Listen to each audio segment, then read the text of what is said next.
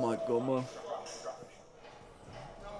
Hi guys, today I'm going to be reacting and watching the Ryan Crowley bench press accident video. We're going to watch the video, we're going to analyse it, and we're going to see what we can learn from it. Is incline bench press dangerous or not? Should you be doing incline bench press? And what do you need to do to avoid this from happening to you? Now, I know this is over a week old, I'm a little bit late to the party, but I felt like I need to react to this because as a natural lifter, I have been lifting heavy weights, particularly bench press. It's probably one of my best lifts for a very long time, and I feel like as a coach and as a personal trainer and a lifetime natural lifter, I've done powerlifting programs and bodybuilding programs, I have a lot of expertise and experience to really add to this conversation. This video can be found on Larry Wheel's YouTube channel. Now be warned, this is fairly graphic. I've seen it a couple times already, and honestly, trust me, it doesn't get any easier to watch. Now before we get into it, Ryan is a big guy.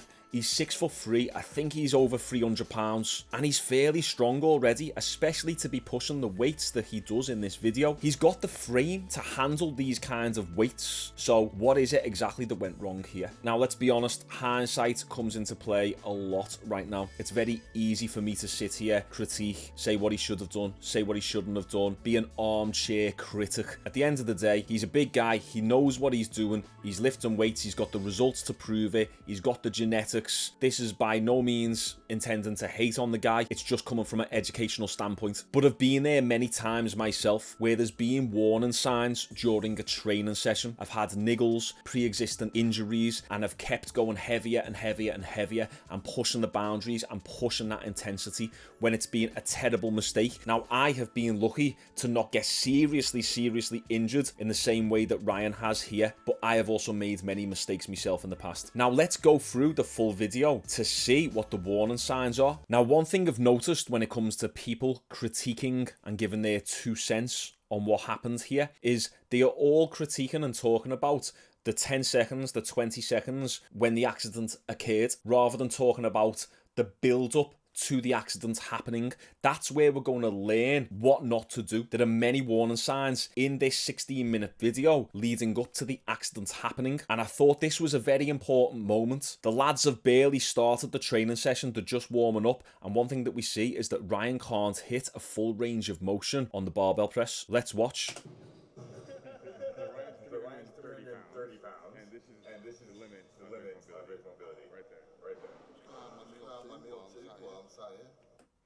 Now, it's all fun and games, but we can see, what's that, like a good 4 inches off his chest? That's an extremely limited range of motion. Now, I know you're probably thinking, Shaun, that doesn't matter, and what do you know? Look at the size of him compared to the size of me. And that's one game I don't want to get into here, is critiquing the individual and not the information. At the end of the day, not being able to hit full range of motion, that is a warning sign. If you're not able to get right down to your chest and reach that fully stretched, fully lengthened part of the rep, and you're only able to do partial reps, you are far more likely to be injured. You're not strengthening the tendons and ligaments, you're only making the muscles stronger and stronger and stronger, and the tendons and ligaments are still weak because you are not working through those weak portions of the rep. It's called the end range. So here you can see we're missing a good 4 inches of range of motion. So if you're never strengthening the weak position, you're far more prone to being injured. The other problem with limited range of motion is that it's not measurable. If you're making that barbell touch your chest every single time, every single rep, it's the same depth, it's the same range of motion every single rep. Whereas with a range of motion like this, it could be 4 inches on this rep, then when he goes a bit heavier, it could be 3 inches range of motion, then he goes a bit heavier and he's a little bit more cautious, so then it bumps up to 5 inches range of motion, then the next set it might be 5.5 inches range of motion. You can't measure that. So even if he knows how much weight he can do for how many reps, he still can't measure the exact depth and the exact range of motion that he's performing. It's like when you see people do squats. They start off with a 20 kilogram barbell and they go right the way down. And then as they go to 60 kilograms, they go a little bit higher. And then as they go to 100 kilograms, they're even higher again. Then as they go to 140 kilograms, they're doing quarter squats. Depth and range of motion should be the same every single time. And it's very, very difficult to measure that unless you're performing the full range. Now, look, granted, that could be limited range of motion because of his lats. He's got huge lats, but I highly doubt it. When he stands up in a bit, you can actually see that he's got very tight anterior delts. A lot of the time, bodybuilders won't touch the chest, and it'll be a conscious decision that they make because they think that touching the chest takes away the constant tension in the muscle, which just isn't true. Only going halfway down or staying a few inches off your chest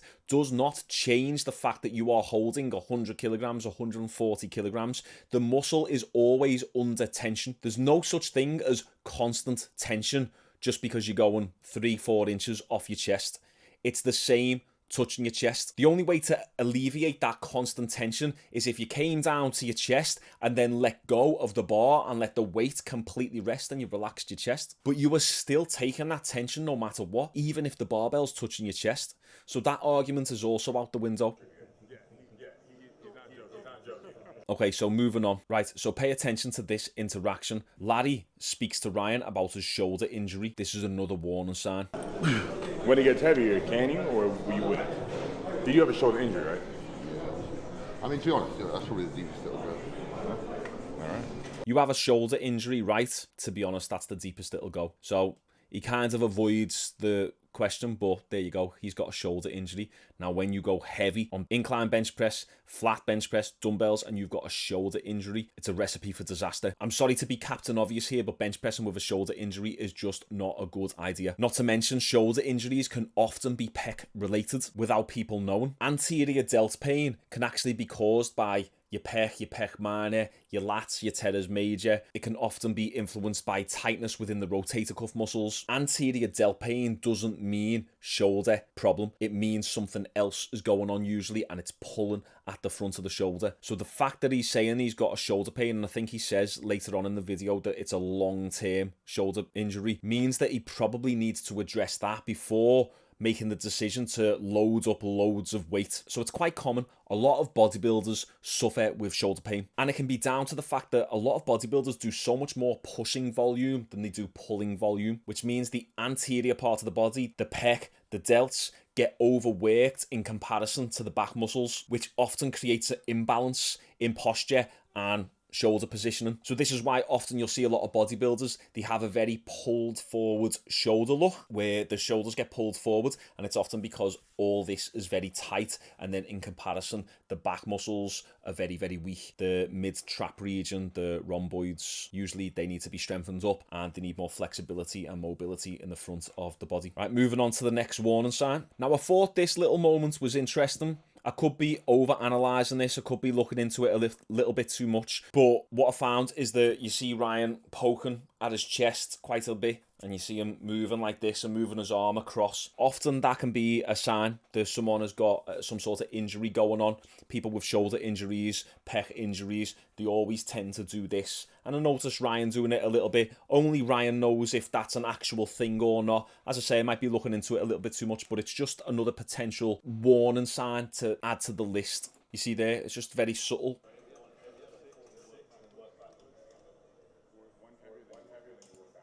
You see there, it's just very subtle. It's something that I've done in the past when I've been injured. You often do this, and you poke and you prod at your chest and your delt and you move your arm across. As I say, only Ryan knows if that's true or not, but it is quite common in the bodybuilding world. Now, as we're getting into the higher weights, this is where we start to learn a lot more about how and why this happens. It gives us a lot more information as we see the lads lifting heavier weight. So let's keep going. Now, I wanted to talk about this. I wanted to show you what a very heavy set on bench press, incline bench press, should look like with complete control. What you're going to notice is Larry actually does partial reps. So Ryan is doing partial reps, but he's doing partial reps not going all the way down. Larry does partial reps going all the way down, then only halfway up.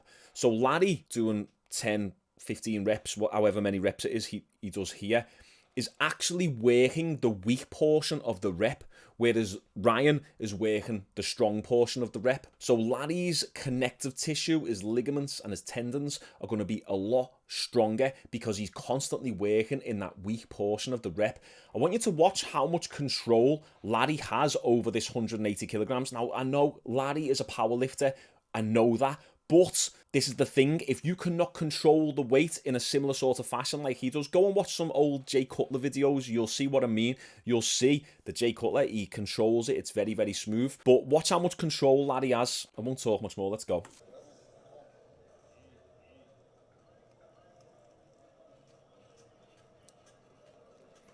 Incredible.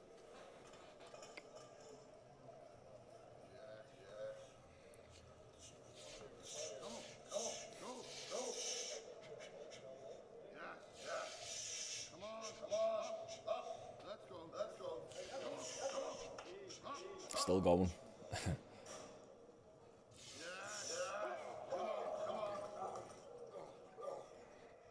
That's so good, so good. You see how much control Larry had over that weight? Despite the fact that he was working in the weak portion of the rep constantly, he was constantly in that stretched position. Now, some people might say, oh, he was bouncing the weight.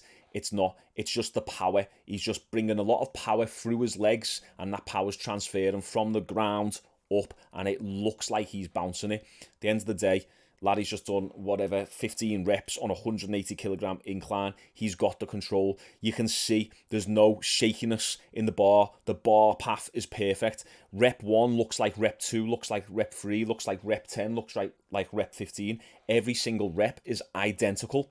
He's got the nervous system control and the motor patterns, the movement pattern down to a T. That comes from years and years and years of lifting these heavy weights and establishing complete control over the weight.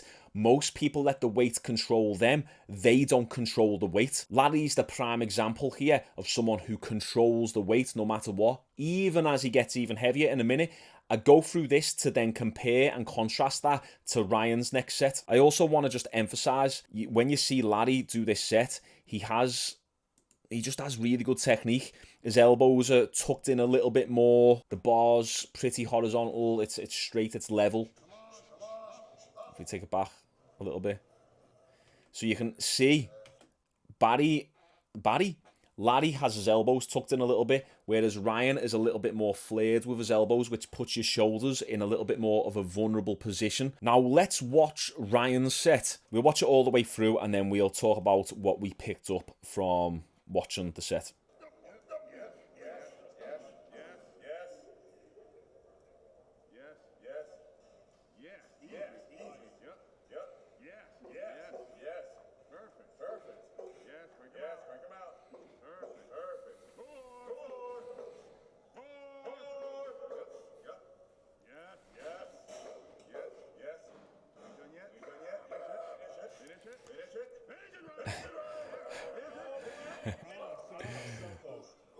It was a good set. He's so strong. He's got the strength there, man. He's really good.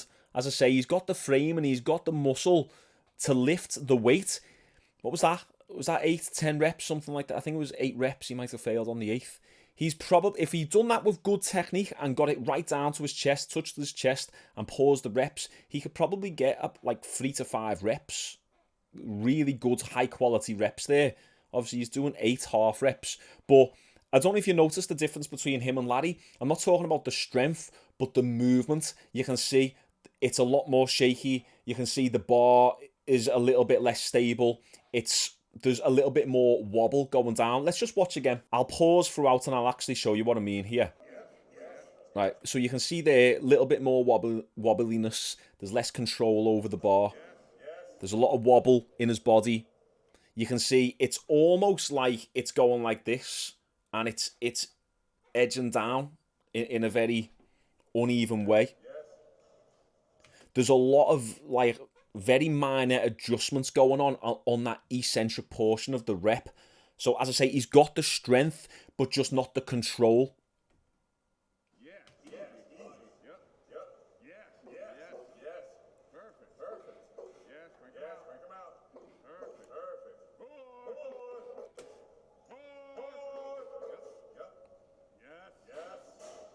So you see the way there's a lot of body movement going on as well. So that just means that there's less stability in his technique pretty much. He's got really good strength, just the technique isn't on par with someone like Larry. Now that is fine.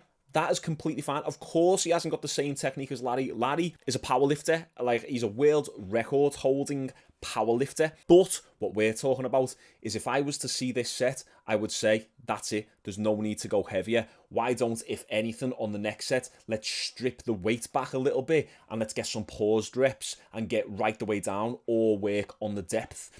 This set right here tells us that he should not be making the decision to go heavier, no matter what. Looking at that set, that tells me, no, that's probably it. There's no point going heavier and risking it, especially not 40 kilograms heavier. You could make the argument for going 10, 20 kilograms more, but going 40 kilograms heavier than that, man, it's not a good idea. That's not a good idea. So yeah, let's keep going. This is also interesting. We can actually hear Ryan talk about how he hasn't incline bench pressed in over a year. That's Incline bench every year.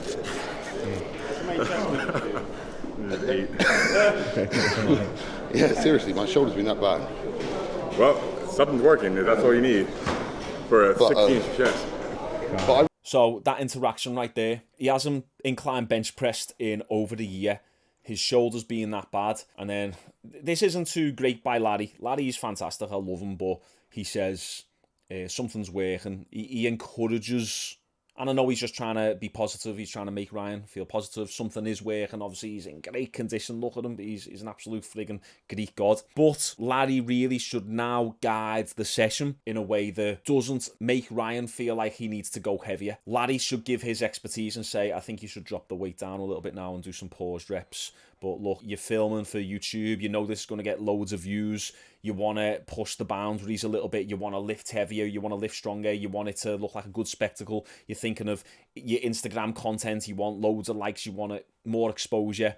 So, you know, you really want to push those boundaries, especially as a YouTuber and stuff. Don't get me wrong. I'm going to be doing it myself. But you've got to walk that line between, you know, making good content, making good viral content, but then also being smart with your decisions. A smart decision now would just to be back off and not go any heavier. I've coached hundreds of clients. I've been in this industry for over 10 years. I say it all the time. But what I see here from Ryan does not show that he is going to be able to handle another 40 kilograms of weight on that bar. Strong guy, but not got that powerlifter's control over the weight just yet. So at this point in the video, they're talking about going heavier now and going up to 220 kilograms. So the last set was 180 kilograms. Now they're thinking about going up to 220 kilograms. Now listen what happens here. Watch this interaction. Okay, so I'll do 5 for like... If you do 8 reps, I'll try and do 5 for 1. Dude. That's a good bit of negotiation. Yeah, right, yeah. if I was fresh, I would say I would go for it. You look pretty fresh to me. You're going to be sweating. You know what? I'm not He's bleeding instead. Yeah, so, you know, they're just joking around and all that, but Ryan is saying, look, laddie, if you try and go for 8 reps on 220 kilograms, I'll go for 1. He's trying to push the boat a little bit. It's that peer pressure. Laddie actually shows really good self-control here, and he kind of saves the day with the previous scene. So, you know, Laddie knows his limits. That comes with experience in lifting those heavy weights, knowing when to say no, knowing when to back off. Larry knows he can lift the weight. Larry knows he can do 220 kilograms all day, but he's just done a set of 180 for 15, so he's going to be a bit more fatigued. He knows his technique and his control over that weight isn't going to be as solid, so him going for 8 reps on 220 kilograms is going to be, once again, a recipe for disaster and could potentially injure himself. He understands, he's got the self-control. Ryan, young guy, not really used to touching weights like these. He usually just bodybuilds, so this is exciting for him. It's fresh. He didn't realise he was actually this strong, so he wants to go for it and push the weight a lot more. But good self-control by Larry. That's what we all need sometimes. Okay, so let's watch Larry Wheel's 220 kilogram set on incline bench press. This is crazy, man. Such good strength, but let's watch the technique.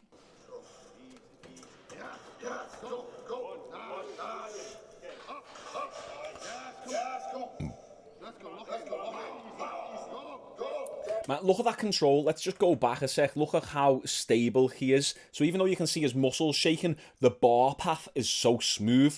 It's A to B with minimal movement and deviation from that straight bar path or the slight J curve. So watch the control.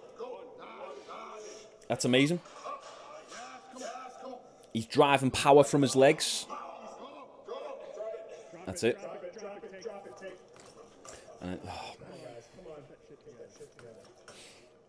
Yeah, terrible by them there, not having that spot properly. You've got three big guys spotting Larry, and he didn't get that right. Anyway, yeah, so that's Larry Wheels. He does a big drop set now. I won't go through that, but incredible technique. Once again, he's stable. He's in control.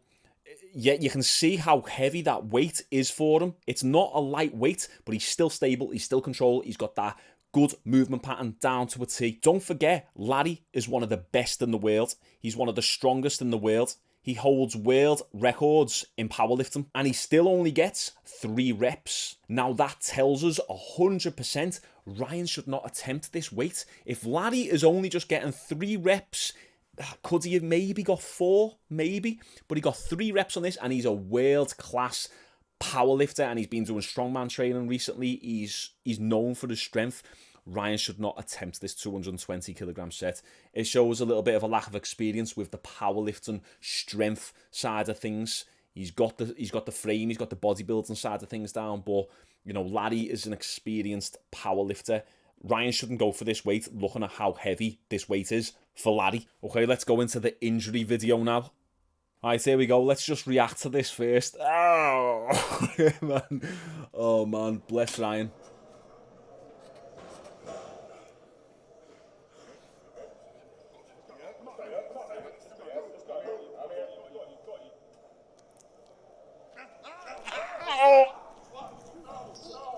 Oh, my God, man.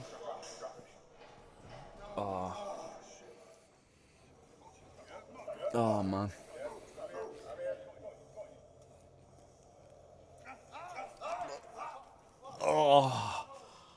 Oh, you can literally hear the muscle tear off the bone and go, oh man. So Larry's actually set up a GoFundMe. He's had the surgery. It was completely successful, but let's go back and analyse the technique. What went wrong here? We've obviously seen that there was many warning signs leading up to this moment, leading up to this accident, this terrible, terrible accident, which you don't wish upon anyone. He's got a bright future ahead of him, and it's just such a shame that this happens, but it's looking like he'll probably make a full recovery. But let's analyse the technique. Okay. First off, just that lift off alone, it looks like Larry has to do a lot of that, and he's very uncertain. He doesn't come across confident lifting that weight out of the rack. You can already see there's a left to right sway in the barbell, which 100% is not a good sign, because what you're doing is you're getting different loading going through each side of the bar. Then if the bar's going like this, it's going to be more tension going through the right pec, then the left pec, right pec, left pec. That instability can just, in a blink of an eye, tear a muscle. See, look at the instability. We can even see there, it's almost like the weight is moving to Ryan's right or left. Can you see the instability in the bar? Seems like the weight is all shifted over towards this side. That is probably because of his pec injury or his shoulder injury, and all his movement is out of balance. So that's right where it's about to happen. Let's take it back a little bit more. So watch the instability. And then there you go. One other thing to consider is that the eccentric portion of the rep, meaning the controlling down the negative portion of the rep, is stronger than the concentric portion where you're pressing the weight back up, the positive portion of the rep. So you're stronger controlling the weight down than you are pressing up, yet the muscle still tore off the bone. This weight was too heavy for Ryan, and he knows that. Like, he's a professional. Larry knows that. They all know it. It was a very, very unfortunate accident, but it's something that you can learn yourself. When you think about going for a heavy weight or a really heavy lift, the sets leading up to that personal best or the sets leading up to that lift tell you a lot about whether you should go for the lift or not. The information is given to you prior to you actually doing the lift. Have you got any niggles? Is your shoulder hurting a bit more? Are you able to control the bar, or is the bar unstable? Is the bar moving a lot? Are you swaying left to right? Is your body feeling unstable? Do you feel like you haven't got a foundation with your feet planted into the floor? All these little things pop up before you hit, and you go for these personal bests that tell you and give you the information whether you should even do it in the first place. The main lessons from this are: 1. Any current injuries, do not train on top of them, especially with heavy weights. And if you've got shoulder niggles, prioritize your shoulder movement. Try and restore your mobility, your flexibility, and prioritize your back training a little bit more. If you've got shoulder problems, try and do 2 sets of pulling exercises for every 1 set of pushing exercises. So you're doing double the amount of pulling volume that you are pushing volume. Number 2, practice full range of motion. There are no excuses. Everyone should be able to touch a barbell to their chest. You're either doing it because you have a lack of range of motion, or even worse, out of ego because you want to lift more. Trust me, you will build more muscle with a full range of motion no matter what. Number 3, know your limits. I've trained with many people in the past who have encouraged me to go heavier, to go for more reps, to add another 10 kilograms to the bench press, when I've clearly told them that I've currently got a shoulder problem, or I've got a wrist injury, or I've got a pec injury, or I feel tight, or I just don't feel quite up to it, or I've got low energy. There's a fine line between pushing yourself and doing something stupid. It's very easy to get caught up in what your training partners are doing, what other people in the gym are lifting, and you want to prove yourself and prove your ego and prove that you're the strongest and the manliest. Remember, you're not going to get massive overnight, and you're not going to shrink overnight. Don't be afraid to say no and stay on a lighter weight and work on your technique and your range of motion. Be smarter with your training.